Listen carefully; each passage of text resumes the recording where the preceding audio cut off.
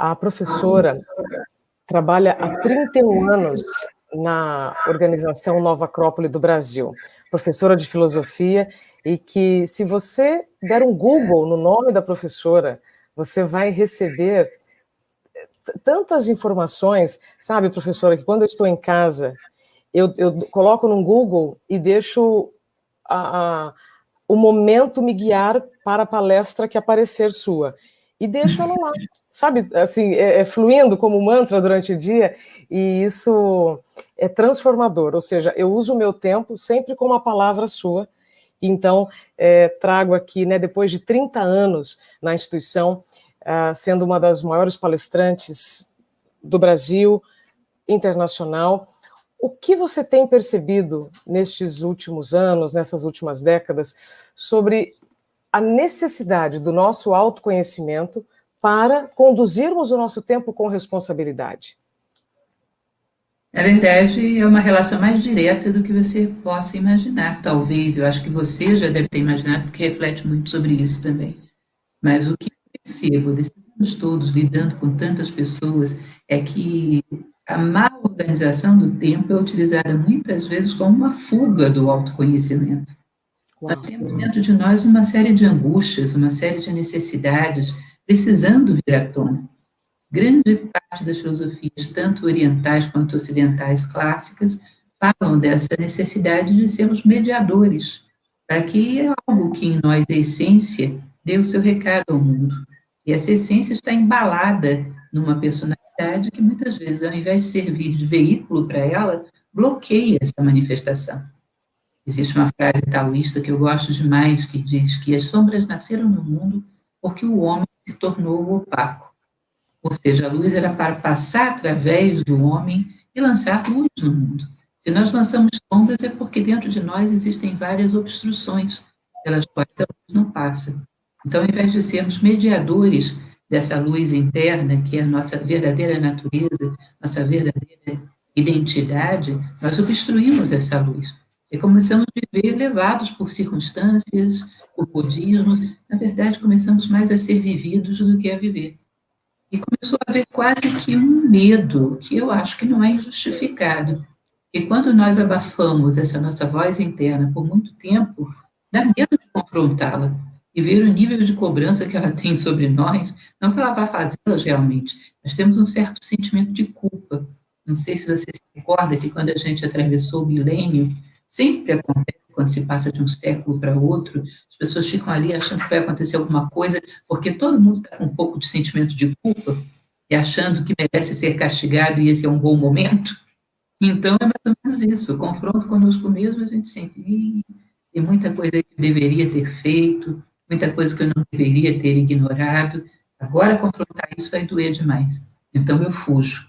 Então, quase que a gente pede para que a vida seja caótica, porque a organização do nosso tempo, a boa administração do nosso tempo, vai gerar inevitavelmente aquilo que Platão chamava de divinos ócios, um contato com a sua própria essência. E não tem nada a ver com o que a gente entende por ócio hoje. Havia, por exemplo, em Roma, aquilo que eles chamavam de ótium, que era lidar com as coisas da alma, e negótium, que era lidar com as coisas do corpo.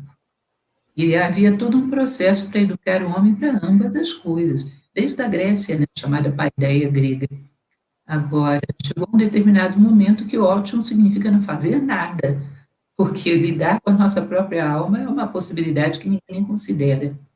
Aliás, eu acho engraçado, porque se nós considerarmos o aspecto da educação, nosso momento histórico, que eu acho que é um bom momento para a gente repensar isso, uma pessoa, muitas vezes, que se dedica a muitos anos de formação escolar, acadêmica, o que seja, não necessariamente sai, por exemplo, sabendo administrar bem o seu tempo, a sua vida.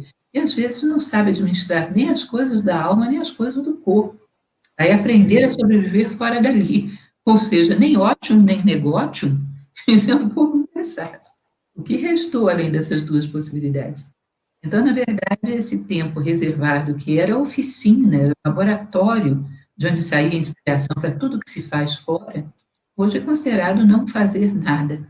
É interessante nós pensarmos, porque hoje há uma necessidade muito grande de produzir. E nós não temos matéria-prima para produzir, porque a matéria-prima nasce no laboratório do ótimo, da vida interior. O que fazemos é uma análise combinatória do que já está. A criatividade é baixíssima. Ontem eu fazia uma palestra sobre Sêneca, Isabela, e mais uma vez, às vezes eu me pego pensando nisso. É espantoso. E você pega as cartas a Lucílio de Sêneca, às vezes mais de uma ideia original numa mesma página. Eu falo, mas que desperdício, meu Deus, como esses homens esbanjavam. Porque você pega os livros e livros sem nenhuma única ideia. Uma análise combinatória do que os outros disseram, adaptada ao politicamente correto, e nada mais, nenhuma única ideia. Eu fico imaginando, meu Deus do céu, o que é hoje em dia escrever um livro, dar uma aula, sem você agregar nada daquilo que você recebeu, sem entender as ideias que recebeu, e sem ser capaz de, a partir do trampolim dessas ideias, criar ideias próprias, ou seja, você não aporta nada ao mundo. Você faz uma mixagem do que já estava, e coloca ali um toque pessoal qualquer, que é mais um gênero do que propriamente uma ideia, e pronto, toma mundo, isso é o meu aporte. Não é aporte. No fundo, todos nós sabemos que não estamos aportando nada. Eu imagino que seria um filósofo como Sêneca, lendo um livro atual, que horas ele vai começar a colocar ideias nessa obra? E ele ficaria muito surpreso de virar a última página, a contracapa, e não encontrar essa ideia. Então, até a ideia de que temos que andar feito uns loucos para gerar produtividade está bem comprometida, porque a produtividade tem que ter um produto. E esse produto é uma ideia nova, é um valor novo a agregar ao mundo. Que produto é esse? Ou ficarmos inventando mais inutilidades para que as pessoas tenham a sensação de que falta mais alguma coisa para elas serem felizes. E faltam muitas coisas, mas não estão aí. Enfim, a relação direta, respondendo à pergunta que você me fez, é fuga de si mesmo versus ocupar o máximo tempo para não ter tempo para esse confronto. Não me espanta que as pessoas durmam mal, porque da minha experiência de vida, acho que uma das coisas mais sensíveis à nossa infelicidade, à nossa inquietude é o sono. Parece que a consciência de vigília joga em cima de você aquilo, perdão, a consciência onírica joga em cima de você aquilo que a de vigília não está conseguindo, porque você não deixa. Então, é um sono difícil, um sono pesado, às vezes te faz acordar mais cansado do que você foi dormir. Ao invés de nós tomarmos isso como um sintoma de que algo não vai bem, nós simplesmente nos dopamos para dormir profundamente e parar com essa bobagem. E no dia seguinte, há que produzir coisas. Ou seja, é um fio enredado, como se fosse um sansara, né, um Ouroboros, a cobra que morde o próprio rabo, acaba nunca isso. É um círculo fechado de ideias prontas que não deixa nenhuma ruptura para a realização do homem. Perfeito, professora. A má organização do tempo é uma fuga do autoconhecimento. Já anotei aqui essa frase. Você comentou sobre o ócio. Domênico de Masi tentou trazer a dignidade do ócio nas últimas décadas, né, dizendo que o ócio ele não é algo ruim, você precisa não fazer nada por um tempo para organizar as ideias. E aí eu lhe digo, se nós temos aquela crença de que o tempo é dinheiro e se eu não estiver fazendo nada, ou produzindo nada, ou consumindo nada, eu estou perdendo tempo, como que nós podemos equilibrar essa equação e realmente sentir que, ao não fazer nada, eu estou fazendo o melhor que eu posso para mim, para este corpo integral? Olha, a primeira coisa que a gente teria que fazer para fazer essa afirmação é viver essa afirmação. E aí também existe uma outra questão muito complexa, Isabela. Quando nós paramos o corpo, a mente, por inércia, continua rolando na mesma direção. E nós não temos nenhum controle sobre ela. Aliás, a tendência, porque nós não percebemos muito bem a influência dos nossos hábitos, dos produtos culturais sobre nós, a não ser a hora que a gente para e começa a observá-los girando à nossa volta. Quando você para o corpo, não para a mente, porque não tem treino nisso, não está acostumado a isso. Não para as emoções, e tem a tendência à morbidez, que é socialmente muito incentivada, que nessa hora cai em cima de você com tudo. Vai lembrar de quê? Vai lembrar dos piores momentos, vai lembrar do que fizeram contigo, vai lembrar daquela pessoa que você ainda não se vingou, e não sei o que, vai se vitimizar, ou vai, enfim, é um peso tão grande que às vezes é melhor fazer coisas porque você pelo menos se distrai. Se você não souber lidar com a mente, ela te massacra. E isso é uma questão bastante considerável. O verdadeiro ócio, no sentido de você produzir um certo vácuo, onde você pode perceber a vida à tua volta, pode perceber simbolicamente as coisas, pode receber um pouco da inspiração que vem dessa própria percepção do fluxo da vida, ou seja, você está receptivo. Lembra muito aquele velho conto zen que todo mundo conhece, de um discípulo que foi procurar um mestre muito sábio tibetano. Quando ele chega na alta da montanha, você deve conhecer bem a história também, ele começa a falar com o mestre, e o mestre começa a servir a ele uma xícara de chá. Ele, mestre, eu andei pelos 4 cantos do mundo, e eu li tais livros, e a xícara vai enchendo, e eu falei com tais pessoas, e andei por tais e tais escolas, e a xícara vai enchendo, começa a derramar, e começa a cair na perna dele. E, opa, que isso, você está louco, está me queimando, o que você está fazendo? Observa. Você disse que veio aqui para receber alguma coisa, mas você está tão cheio que não tem mais nada para colocar aí dentro. Você começa a chá. Então, tem um trabalho muito grande para a gente poder chegar. Eu tenho cuidado, inclusive, quando eu peço pausas. Eu costumo usar técnicas de estudo, que também é um método bem filosófico, bem apropriado para você amar o conhecimento, extrair o melhor dele. E uma das coisas que eu falo é cuidado na hora da pausa. A pausa é necessária, mas você tem que considerar que você não pode fazer algo que te canse mais do que a atividade. Senão é melhor não fazer a pausa. Então, se você tem, por exemplo, uma atividade intelectual que cansa mais, você precisa ir a cada hora de uns 10 minutos, mas não pega o telefone e vai brigar com o esposo ou com o funcionário. Saiba usar esse tempo. Sabe, encontrar o que de fato dá uma reciclada na sua mente. E tem que ter coragem para encontrar a si próprio. Eu sempre digo, né, que inteligência vem de intellegere, significa escolher dentre. E que o maior sintoma de inteligência é escolher dentre as coisas que a sociedade sugere que sejamos nós, quem somos realmente nós. Ou seja, tem que encontrar dentro de você o que realmente te recicla, porque nem isso sabe. E as nossas diversões são padrões sociais. Eu já comentei contigo na nossa última entrevista, se não me memória, que quando eu cheguei em Nova Acrópole, meu professor, o professor Luiz Carlos, me falou, fecha os olhos à noite, procura qual o momento que você esteve mais feliz. E eu lembrei no momento que estava mexendo na terra e plantando uma roseira. Eu falei, gente, eu nem sabia, como é que uma pessoa pode ser desse jeito, de não saber nem o que lhe faz feliz? Eu achei que fosse o happy hour, e foi a roseira. Ou seja, tem todo um trabalho em que estamos atrasados, que é o trabalho de construir a nós mesmos, para que a pausa, para que o ócio seja verdadeiramente o ótium platônico, né, que é um encontro com a alma. Você não tem nenhum contato consigo mesmo, não sabe o que é, e não é capaz de conter esse fluxo de coisas externas em você quando a atividade física para. Às vezes não é capaz de conter nem quando vai dormir, quando falávamos ainda há pouco. Então, perdão. No seu tempo, professora. Seria maravilhoso realmente fazer isso que Domênico de Masi fala, de ter um ócio onde alimentamos a nossa vida. Mas, olha, nós temos que limpar muita coisa e ter isso como método de vida para viver um verdadeiro ócio. Eu recomendo, por exemplo, aliás, Platão fala sobre isso, dizem que até Pitágoras falava também.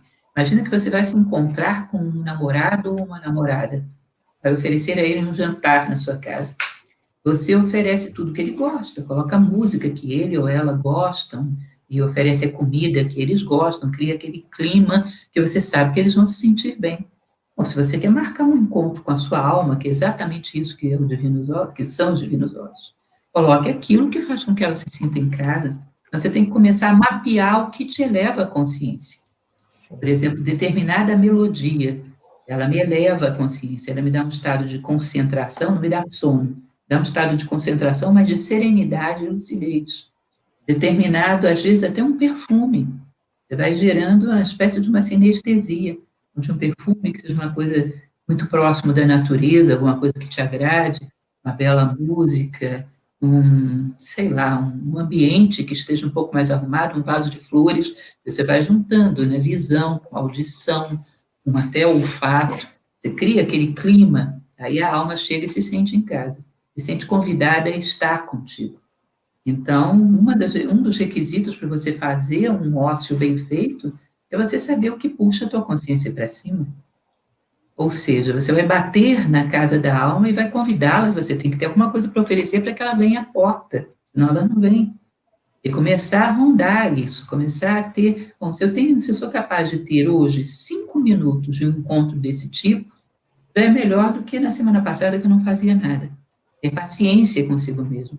Ir conduzindo esse contato lentamente, sem traumas, sem pressa e sem pausa. E estabelecendo isso.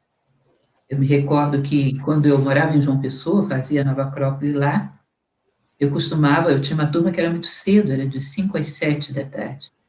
Eu costumava fazer o nosso intervalo lá fora, no quintal da casa, colocava uma bela música, pegava uma bela poesia e colocava eles para assistir o pôr do sol, com todo aquele clima.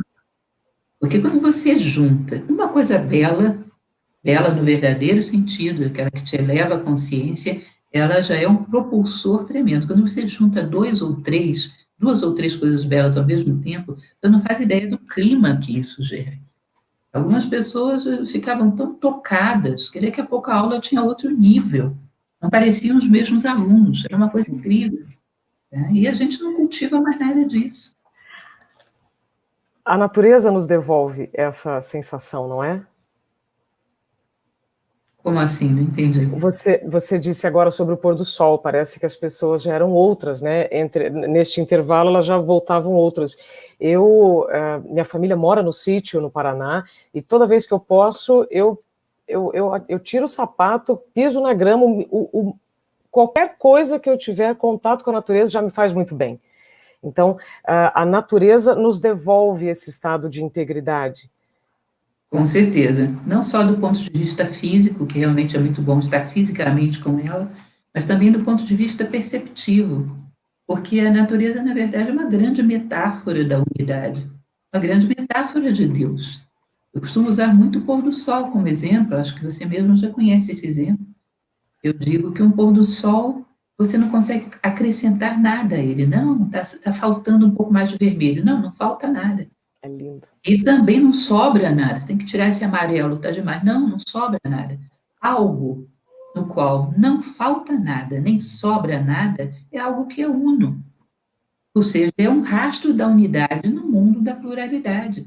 Você olha para ele e você sente que ali tem um rastro.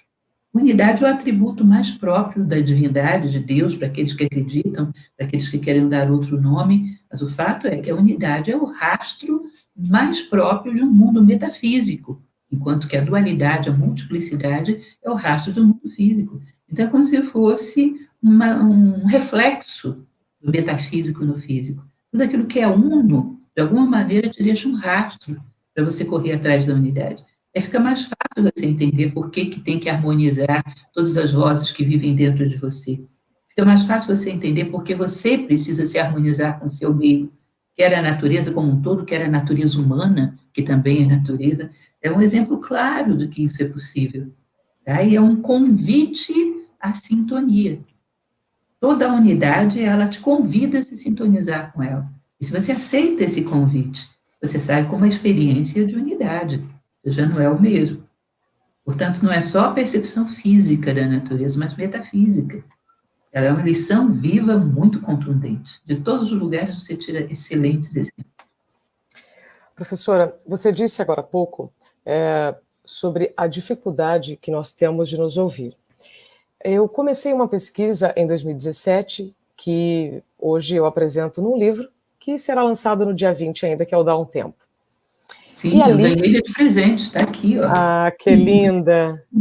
Que orgulho, muito que bonito, privilégio. mesmo.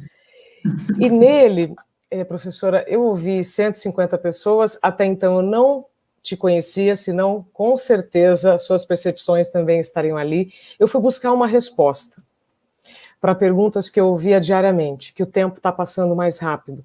pessoas extremamente cansadas, estressadas e aflitas, angustiadas, porque faziam muita coisa, mas sentiam que não faziam nada. Estavam correndo o tempo inteiro, mas não chegavam a lugar nenhum. E agora você disse, precisamos nos ouvir e nos buscar sem pressa. E essa é uma mensagem absolutamente contrária ao mundo express que nós estamos vivendo.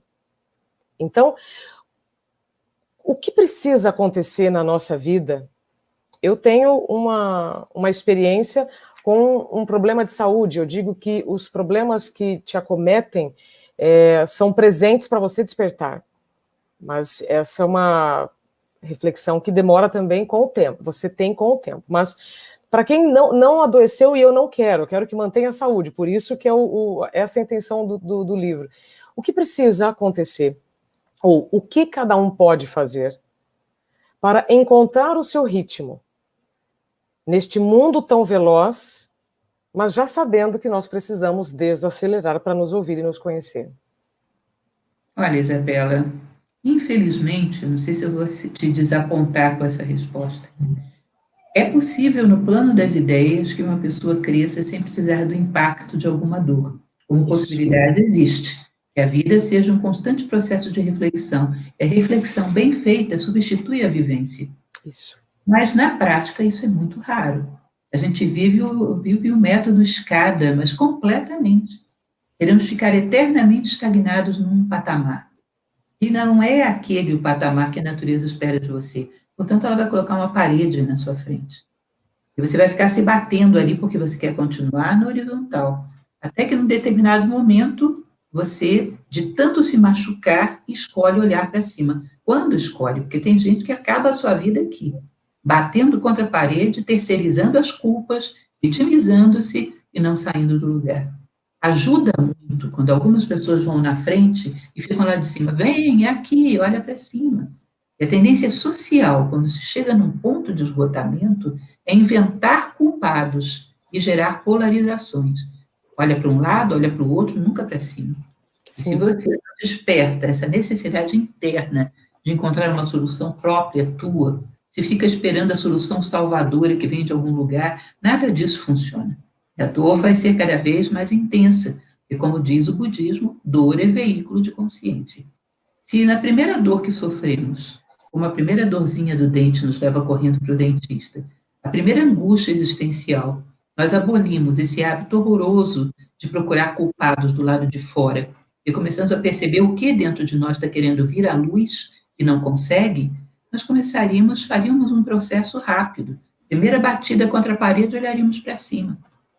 Mas esse hábito de sofrer que tanto nos diverte, como dizia Drummond, é terrível.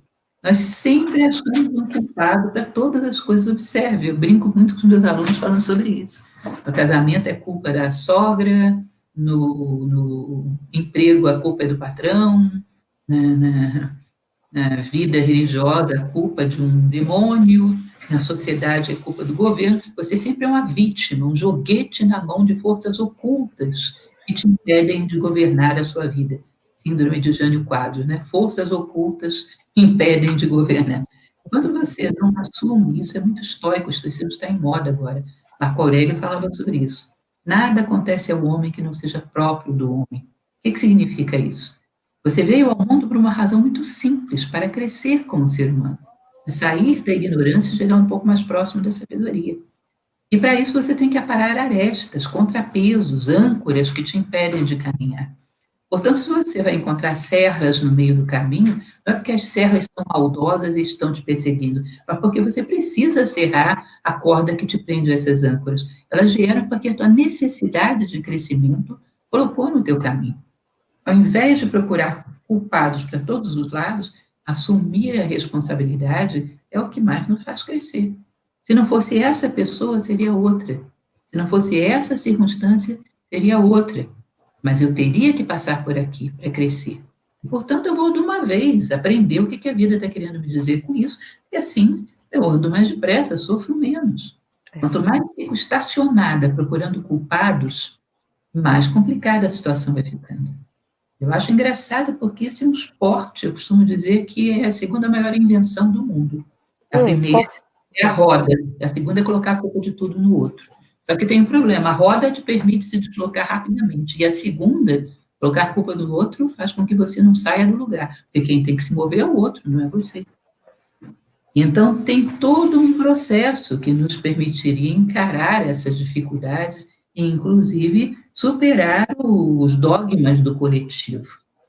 Eu acho engraçado, porque algumas pessoas, parecendo realmente, eu acredito que realmente creiam nisso, chegam e dizem, porque o mundo está dogmatizado, as religiões dogmáticas, e elas não percebem que a maior parte do seu pensamento ou veio de um livro, só de outro estilo, ou veio da opinião de alguém, ou veio da moda.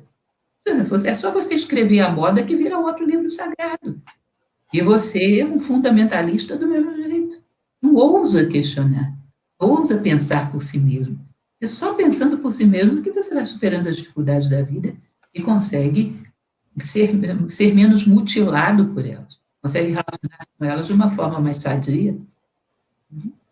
Não sei se eu respondi bem a sua pergunta, era isso? Sim, é absolutamente em torno do autoconhecimento e esta permissão de se conhecer. Acho muito curioso, professora, eu me lembro dos meus períodos de escola, a nossa obrigação para aprender tudo.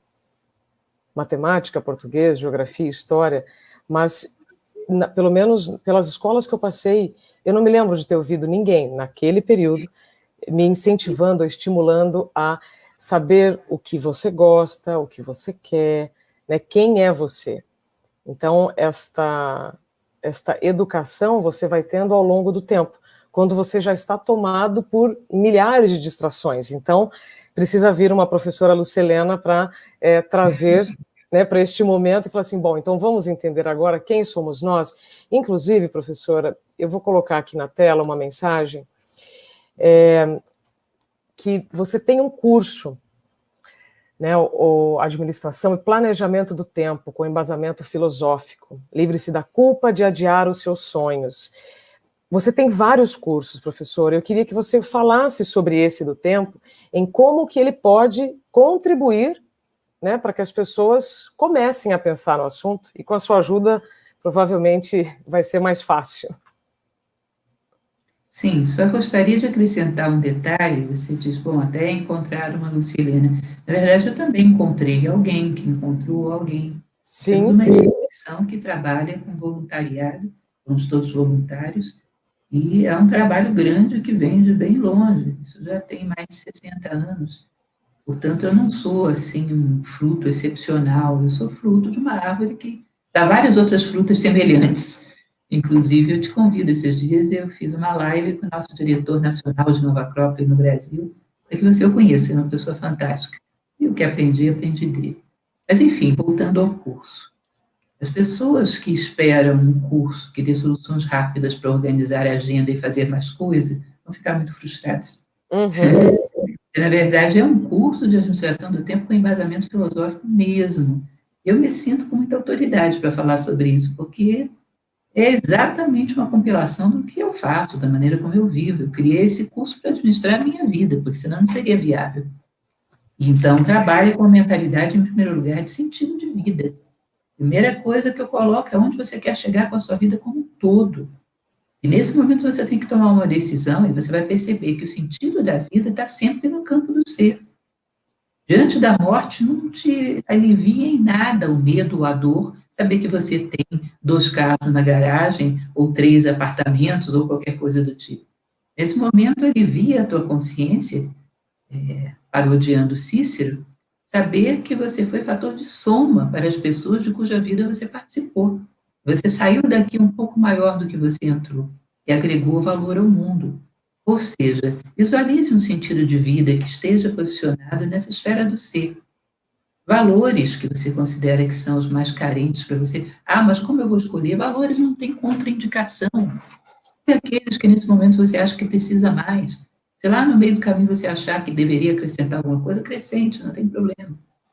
Eu, quando comecei esse processo, coloquei para mim justiça e fraternidade. E até hoje eu não tive necessidade de mudar, não. Não acho que eu tenha conquistado nem longe do suficiente. Então, você coloca esse valor. Eu quero chegar a esse valor na minha vida como um todo. E divido nos 4 setores da vida. O que é chegar a um bom grau de justiça e fraternidade no campo profissional, no campo intelectual, do que eu vou estudar, do que eu vou conhecer, no campo social, familiar, de como eu vou interagir com as pessoas, e no campo psicológico espiritual, de como eu vou desenvolver as minhas reflexões, do que eu vou buscar fazer, aportar ao mundo. Ou seja, você coloca essas metas nesses 4 campos. E aí você vai fazendo subcírculos, que é o que você vai fazer nesses 4 campos, tendo em vista as tuas ideias-chave, ou seja, no meu caso, justiça e fraternidade, para 10 anos, para 1 ano, para 1 mês, no dia de hoje. Uau. Aí você tem uma vida toda alinhada, que te permite avaliar em todo momento se você está caminhando na direção certa, na direção errada, se você se perdeu, se você está dentro de si ou fora de si. Eu adoro essa definição, que é uma definição que eu li uma vez num texto egípcio, que na época me provocou uma perplexidade, eu não entendi nada, mas eu fiquei com aquilo gravado. Seu nome interno está no horizonte. Eu olhei para o horizonte, não vi nada, eu falei, o que eles estão querendo dizer? O que é o teu nome interno que está no horizonte? Você é o teu sentido de vida. A Lúcia é quem? É aquela pessoa que busca justiça e fraternidade. Portanto, se você me encontrar na rua fazendo alguma coisa injusta, diz, ó, você está fora de si, porque estou mesmo. Alguma coisa foi tão poderosa que me arrastou para fora de mim mesmo. Então, eu tenho uma referência da minha identidade, sei quando eu estou caminhando na direção certa, quando eu estou na contramão, e posso, inclusive, mapear as coisas que estão me roubando a mim mesma, para que eu, quando eu passe por elas novamente, passe redobrando a atenção. Então, para mim, eu considero, tem muitas técnicas o curso, mas sempre com uma boa reflexão filosófica junto, mas a chave, eu coloco no curso, inclusive, um exemplo prático, né, do João da Silva. A chave mesmo é você pensar nesses termos. Da filosofia antiga, filosofia clássica, Isabela, também conversamos um pouco sobre isso da outra vez, ela tinha 2 metas muito claras: auxiliar o homem na conquista do seu sentido de vida e na formação do ser humano em valores, ou seja, ela te ajudava a conquistar uma meta e ferramentas para chegar lá. Com o passar do tempo, sobretudo aí desde o iluminismo para cá, a filosofia começou a agregar algumas outras coisas, categorias, conceitos, um monte de coisas. Bom, não sou contra isso. Mas o que eu percebo é que esse é um momento histórico onde aquele foco do passado seria bom ser revivido. E tem alguns filósofos que estão fazendo isso. Gosto muito de um francês, por exemplo, chamado Pierre Hadot, que trabalha exatamente com essa ideia. Ou seja, é um momento de retomar essa máxima da filosofia clássica. E o Nova Acrópole trabalha com isso 100%. Essa é a ideia. E então esse curso de filosofia, curso de administração do tempo, está envolvido de filosofia até a medula. Não é um curso convencional, mas eu acho que ele é eficaz. Já vi muita coisa sobre administração do tempo e não sei, vou até perguntar isso para você já já, mas particularmente no meu caso, sempre fiquei com aquele gosto de que ficou faltando o essencial, ficou faltando alguma coisa motivadora, um eixo que dê sentido a todo esse monte de técnicas. Eu ia te perguntar exatamente isso. Nesse seu livro, Dá um Tempo, você poderia contar para mim o que foi assim a dica mais preciosa que você recebeu para eu agregar ao meu curso? Uau, que missão. Professora, quando eu soube que um dramaturgo, 3 séculos antes de Cristo, chamado Plauto, registrou numa das peças de teatro, né, num dos personagens, ele dizia que os deuses amaldiçoem quem inventou o relógio de sol, que fragmentou meu dia pedacinho a pedacinho. Essa tradução, inclusive feita por uma professora da Unicamp, ela me tocou demais, porque ali caiu minha ficha. Falei, bom, se este dramaturgo já reclamava da falta de tempo quando nós não tínhamos os relógios precisos que nós temos hoje, aí minha ficha começou a cair. Que ao deixarmos de adorar a natureza, né, e o sol, e começamos a adorar este relógio mecânico, ou seja, o tempo natural substituído pelo tempo mecânico, aí todos os nossos ritmos começaram a descompassar. E é evidente que se eu estiver ouvindo uma música num ritmo e querer ouvir outro ritmo, as duas ao mesmo tempo não vão dar certo. A música não vai fluir. Então, para mim, A maior mensagem foi tentar encontrar o meu ritmo dentro deste ritmo que estamos vivendo, desse mundo express. Vai passar por escolhas. Para fazer as melhores escolhas, eu vou precisar passar por mim, pelo meu autoconhecimento, que foi o tema que eu lhe propus. Porque eu vejo assim, um distanciamento tremendo entre o que eu quero, o que eu preciso fazer, mas com os meus recursos, como você disse, sem terceirizar. Então, para mim, falar sobre tempo é falar sobre autoconhecimento. Eu usava um termo que agora, eu lhe ouvindo, faz todo sentido, atualização de identidade. Para mim, a principal mensagem que eu trago no livro é quem somos nós hoje, com os recursos que temos hoje, para fazer o que sempre fizemos, mas sem custos para a saúde. Essa é a grande questão. E aí eu preciso reconhecer que a Isabela de hoje, fisicamente, pode ser diferente de 10 anos atrás, mas se eu tiver consciência disso, eu não faço disso um problema. Eu vou olhar para frente, sem ficar agarrada com as perdas, porque nós vamos... Fernanda Montenegro fala isso no livro. Ela, com 90 e poucos anos, está super entusiasmada com o que ainda pode fazer, mas ela tem consciência que o corpo dela é diferente de anos atrás. Então, essa consciência para mim, professora, da nossa identidade, e como você disse, eu preciso ter as referências de quem eu sou para perceber, com tantas distrações, quando eu saio desse eixo. Eu preciso voltar. Essa não sou eu. É uma coisa interessante sobre isso, Isabela. Eu acho que a gente andou conversando sobre isso, inclusive, também. Falamos bastante no nosso último encontro, né, que infelizmente perdeu quase tudo. Foi lindo. Foi, realmente, foi muito agradável a conversa. Platão, ele costuma falar algo, aliás, Platão é uma viagem, é com certeza meu filósofo predileto.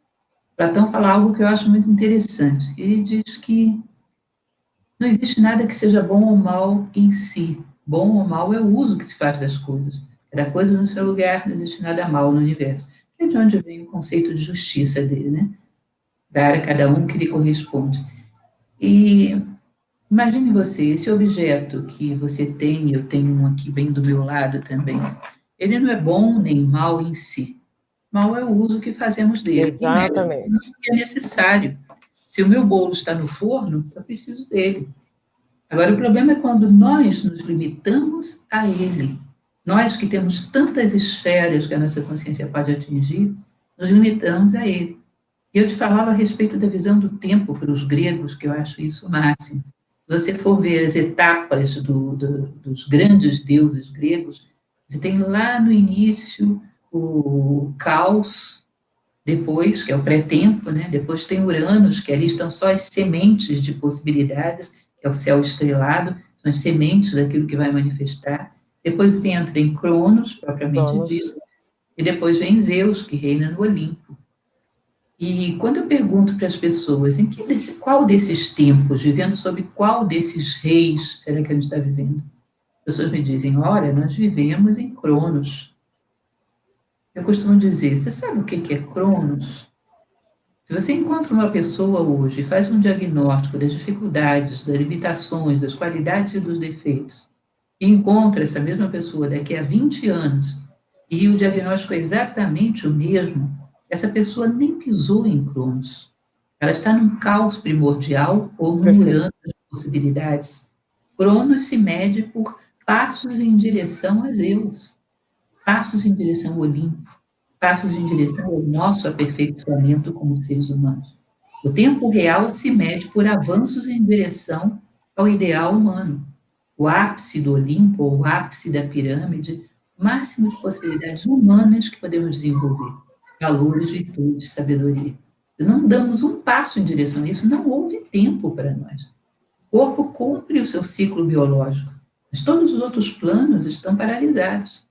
Então, existe um sentido para o tempo de relógio, para um plano, para o bolo que está no forno, sei lá, para o compromisso que você marcou e tem que chegar naquela hora, mas existe um plano fundamental que tem que fluir também, que é esse tempo metafísico, esse tempo psicológico, mental, espiritual, moral, inclusive. O Olimpo, né, a etimologia do Olimpo segundo Junito de Souza Brandão, que é um grande mitólogo brasileiro, que eu gosto demais, ele falava que a origem de Olimpo vem de Elimbos volmus, aquele que emergiu do limbo. Você sabe o que é emergir do limbo? Consciência. A nossa consciência tem que emergir do limbo. E esse momento em que ela atinge o seu máximo potencial, sua máxima luz, é o momento para onde se dirige o tempo. Se você está caminhando para lá, você está no tempo. Se não está, você está no caos primordial. Não deu um passo dentro do tempo. Eu acho interessante que para querer ganhar tempo, a gente o perde. Eu não acho interessante? Querendo ganhar tempo, a gente joga o verdadeiro tempo na lata do lixo.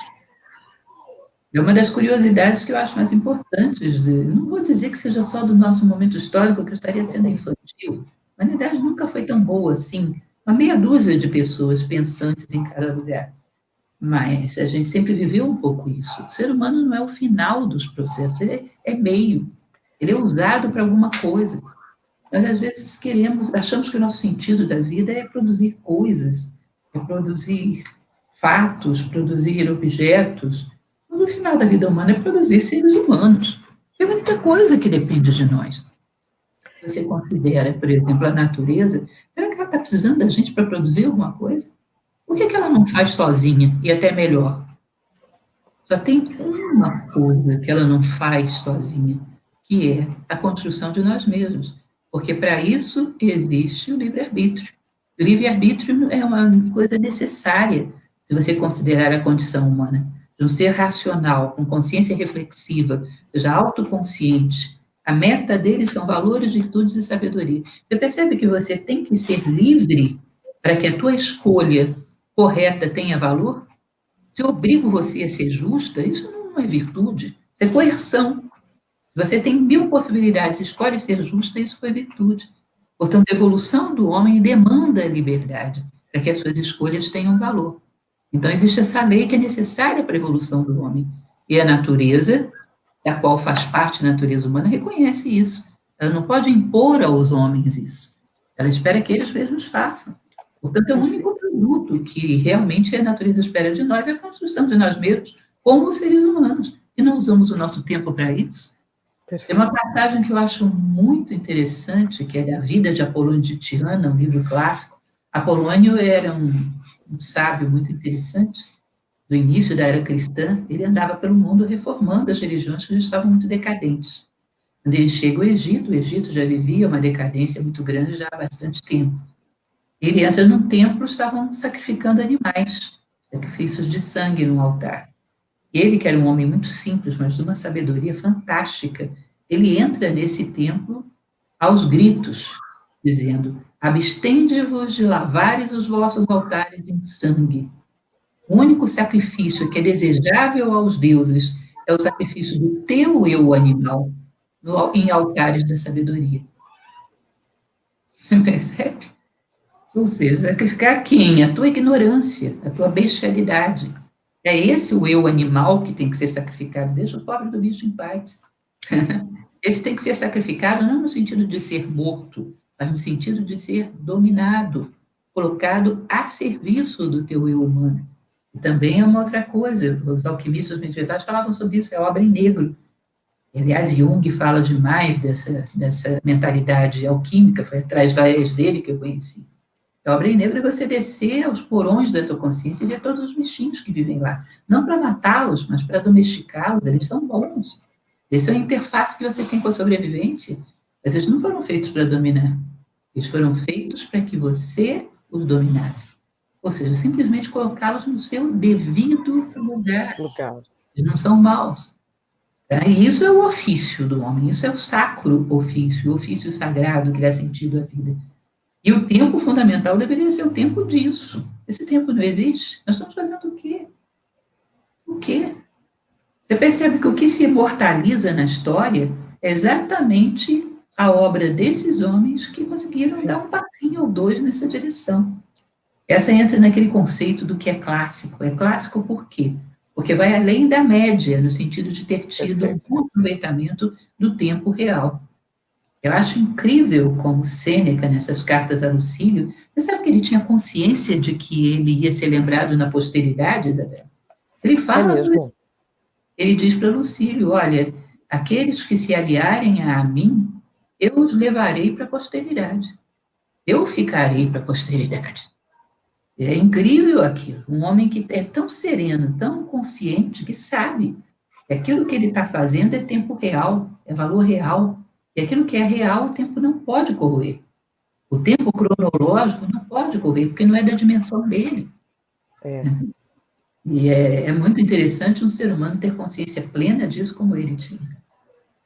Professora, sendo muito responsável com o seu tempo e já agradecendo cada minuto seu conosco, você comentou sobre Caos, Uranus, Cronos e Kairos. Eu gostaria de te ouvir sobre Kairos, por quê? Pelo pouco que eu tive acesso, eu consegui entender, até o Frei Beto comentou, né, sobre se nós pudéssemos desenhar. Cronos, horizontal, Kairos, vertical. Que o Kairos seria o tempo divino do universo, da oportunidade. E aí, mais uma vez, como você disse, escolha, presença. Aí as oportunidades podem passar, e o tempo cronológico passa também. Gostaria, então, de partir para a conclusão, né, para o final da nossa conversa, falando sobre esse tempo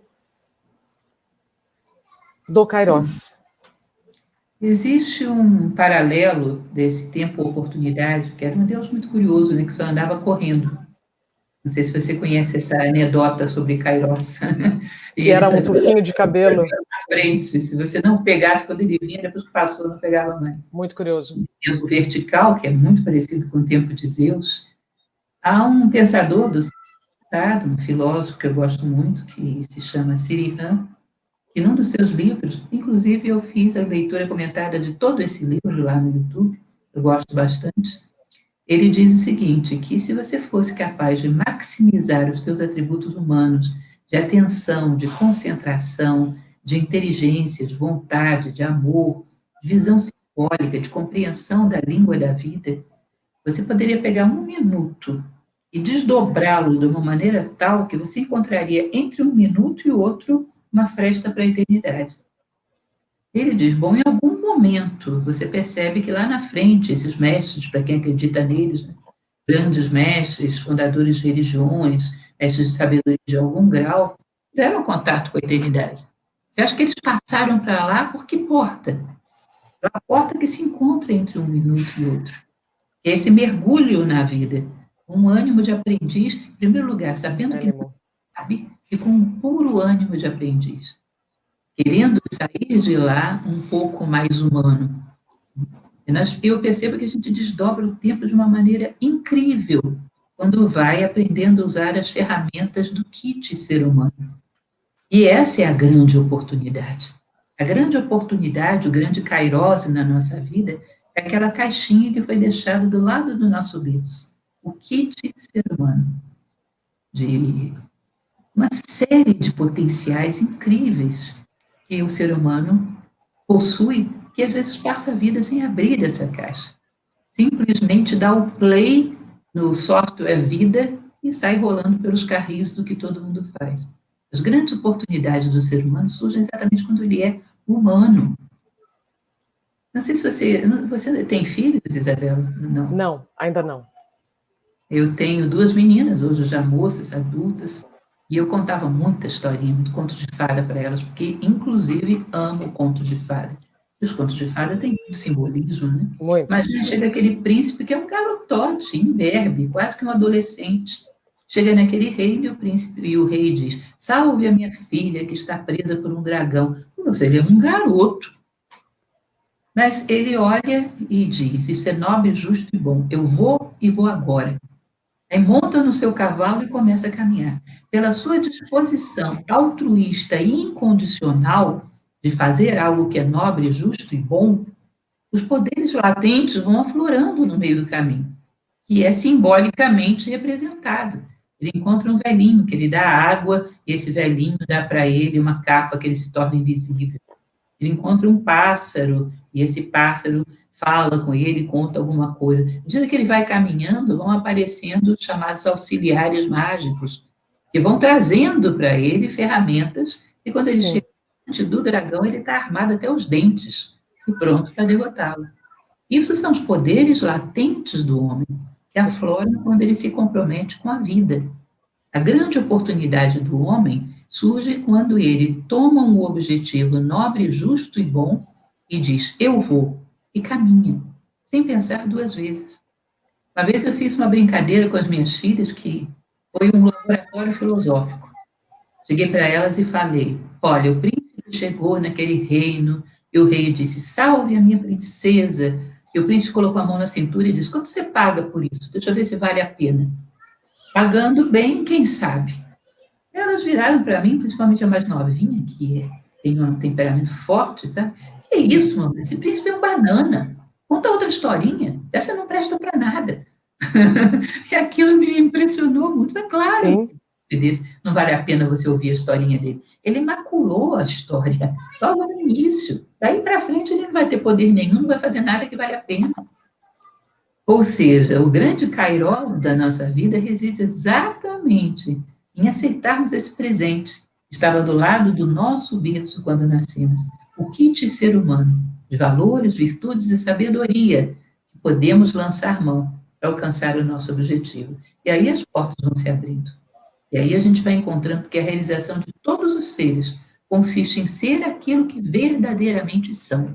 A realização do homem consiste em ser humano, de verdade, cada passo mais, cada dia mais. E brindar cada passo, como se fosse aquela mãe que o filho dá um passinho, você não conhece essas alienações de mãe, eu vivi muito isso. O filho dá um passinho, a gente comemora quase que com fogo de artifício.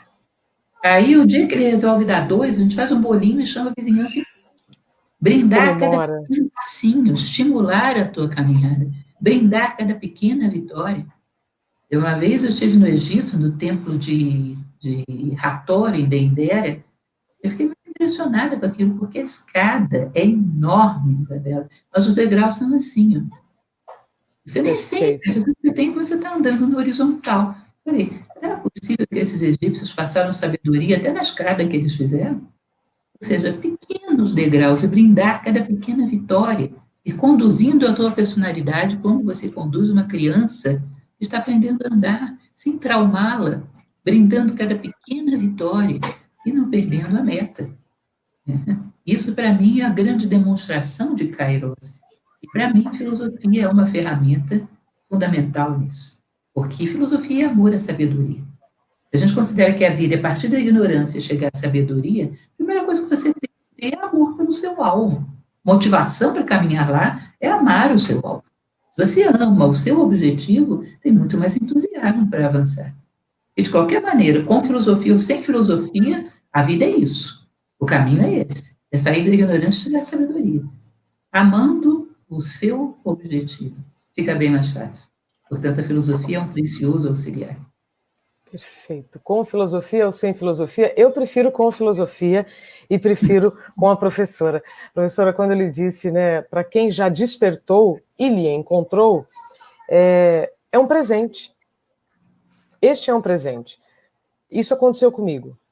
Depois de ter ouvido tantas pessoas, mas a velha história, né? Quanto mais você se aprofunda no assunto, mais você vê que não sabe nada e você precisa de ajuda. Aceitar essa ajuda, para mim, é fundamental. E eu gosto de dizer isso para que as pessoas não se sintam sozinhas e contem com as orientações, com as ajudas de quem sabe mais. E você sabe muito. E eu tinha dito na outra nossa conversa, o mestre é como a vela, consome se iluminando.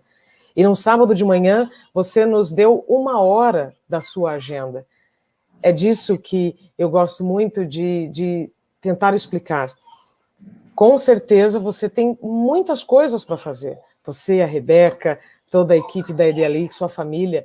Então, é um presente ter você na minha vida, todos que nos estão acompanhando. Temos uma audiência maravilhosa via Facebook, YouTube. Depois deixarei essa live salva, ou seja, você nos deu um presente. Então, hoje, Kairos passou por essas pessoas que estão nos acompanhando e conseguimos agarrar no tufinho de cabelo dele.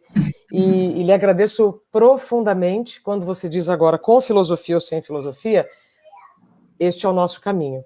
Então, eu gostaria que você dissesse, professora, sobre os seus cursos, onde eles estão disponíveis e como as pessoas podem se inscrever. Sim, em primeiro lugar, evidentemente, eu gostaria de falar do curso de Filosofia de Nova Acrópole, e dar o endereço, que é o www.acropole.org.br. Nós estamos em época de quarentena dando aulas virtuais, as aulas normalmente são presenciais, agora estamos dando aulas virtuais, e é um excelente companheiro para a quarentena. Os cursos de filosofia realmente agrega muito valor à vida. Eu gosto, somos todos voluntários, simplesmente passamos para frente aquilo que recebemos, que usamos e que deu muito certo na nossa vida. Eu gosto de reiterar esse detalhe. Nós fazemos por vontade, somos voluntários. Amor. Vontade, amor, inteligência, tudo aquilo que caracteriza o trípode das virtudes humanas. Portanto, a primeiríssima coisa que eu recomendo é o curso de filosofia. E como cursos práticos, nesse momento, disponíveis, está no Trello um próximo que eu pretendo fazer, de filosofia para educadores, mas, por enquanto, nós temos técnicas de estudos bem baseadas na filosofia e administração do tempo, que, pelo que eu falei para você, já deu para ver que é filosofia misturada com técnicas e que fazem com que essas técnicas tenham sentido. E ambos você pode encontrar através da Idealix. Qual seria a forma de contactar melhor a Idealix? www.idealix.com.br/cursos online. Tá, www.idealix.com.br/cursos online. Lá você encontra os meus 2 cursos atuais e os que virão depois, tem uns projetos bem bons pela frente. E também temos uma plataforma de streaming, que é o Acrópole Play. Dentro do Acrópole Play eu tenho uma coisa muito interessante, Isabela. Eu tenho 24 horas, 12 cursos sobre valores humanos. Uau! Um sobre cada um. Você vai encontrar ali desde coragem, até amor, até empatia, resiliência. São 24 horas de cursos sobre valores, virtudes humanas. A Acrópole Play é uma plataforma de streaming que criamos para poder ajudar a conduzir, a custear os nossos trabalhos sociais. Temos trabalhos sociais muito fortes em Brasília e em Belém do Pará. Crianças para o Bem e o IPARTE. Então, ele tem um custo de R$ 20,90 por mês. E lá você tem conteúdos exclusivos. E esses cursos são muito bonitos. São 24 horas de aula que estão livres lá. Além de muitas outras coisas que existem lá dentro. Certo? Para quem... propaganda. Agora, eu gostaria de agradecer demais e que você soubesse que você e todos aqueles que nos ouvem são parte desse processo. Assim como eu fui um dia, quando o professor Luiz Carlos Marques, que foi meu professor, até hoje, se dispôs a ensinar e eu quis receber. Quando você dá um presente, ele é um ato de generosidade, mas para que ele seja um ato completo de generosidade, tem que ter quem dá e quem aceita receber de bom gosto.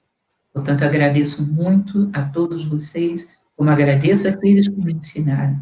Agradeço a vocês por me permitirem levar isso adiante. Muito obrigada. Muito obrigada, professora.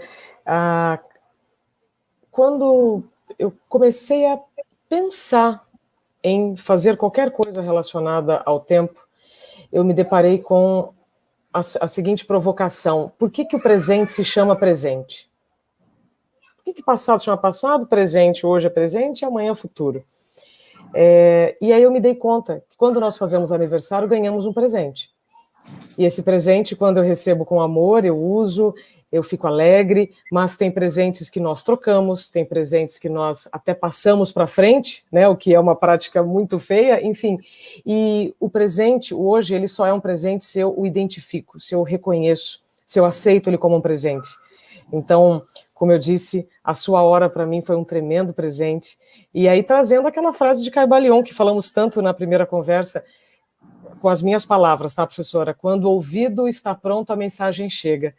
Então, se você chegou na nossa vida, é porque podemos caminhar juntas. Muito obrigada.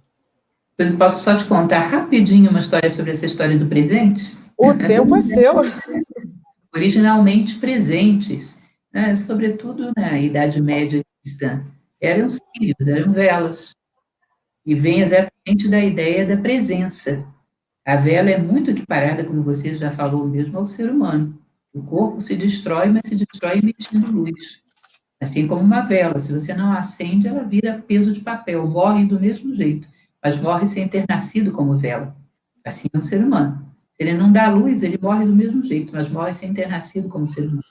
Então, isso era uma metáfora que era utilizada na época do Advento, sempre no hemisfério norte, muito associado ao solstício de inverno, né? Eram dadas velas, círios. E o propósito disso era você relembrar a presença da luz dentro de você. O propósito da tua vida, que era manifestar essa luz. Portanto, quando a gente dá algo, seria interessante a gente lembrar disso, né? Lembrar de dar algo que relembre ao outro a presença da luz na vida dele. Que seja um objeto simbólico, que seja uma obra, um livro, uma indicação, seja lá o que for, mas que seja algo que tenha presença. Com o passar do tempo e a vida superficial que a gente adotou, começamos a dar presentes ausentes. E isso é um fato bastante triste. Então, é uma boa recordação. E é isso. Professora, sinto um abraço demorado. Eu espero um dia poder lhe dar esse abraço pessoalmente. Sinto que não é um abraço desta passagem, mas, por enquanto, que seja, então, um abraço digital muito demorado e com muito carinho. Igualmente, para você e para todos que nos assistem. Muito obrigada por essa parcela do seu sábado que vocês me permitiram ocupar. Muito obrigada, professora, e obrigado também a todos vocês que escolheram estar conosco. Que o tempo, então, sempre esteja a favor de vocês. Até mais. Obrigada.